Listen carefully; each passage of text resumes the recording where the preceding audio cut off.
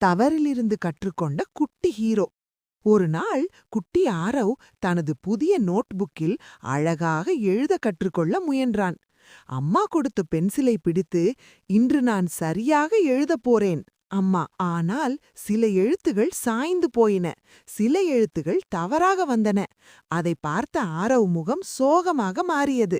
என்னால முடியல, நான் நல்லா எழுதவே முடியாதா என்று மெதுவாக சொன்னான். அம்மா அருகில் வந்து அவன் தோளை தட்டி சிரித்தபடி சொன்னார், ஆரவ், தவறு செய்வது தவறு இல்லை, அதிலிருந்து கற்றுக்கொள்வதுதான் முக்கியம். நீ முயற்சி பண்ணினதே பெரிய விஷயம். மீண்டும் முயற்சி பண்ணலாமா அம்மா? நிச்சயமாக, மெதுவா கவனமா எழுதலாம் என்று அம்மா ஊக்கம் கொடுத்தார். இந்த முறை அவன் மெதுவாக ஒவ்வொரு எழுத்தையும் கவனமாக எழுதினான்.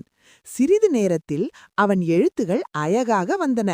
அவன் கண்கள் சந்தோஷத்தில் மின்னின. அம்மா, இந்த முறை சரியா வந்துச்சு. அம்மா கைத்தட்டி, அருமை, நீ கைவிடாம முயற்சி பண்ணினதாலதான் வெற்றி கிடைத்தது என்றார். இப்போ எனக்கு புரிஞ்சுது, தவறு ஒரு முடிவு இல்ல, அது ஒரு பாடம். அன்று முதல் ஆரவ் எந்த விஷயத்திலும் தவறு வந்தாலும் பயப்படவில்லை.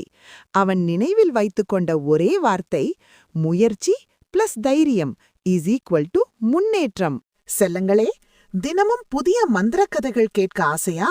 அப்படின்னா மேஜிக் குட்டி ஸ்டோரீஸ்க்கு இப்பவே சப்ஸ்கிரைப் பண்ணுங்க.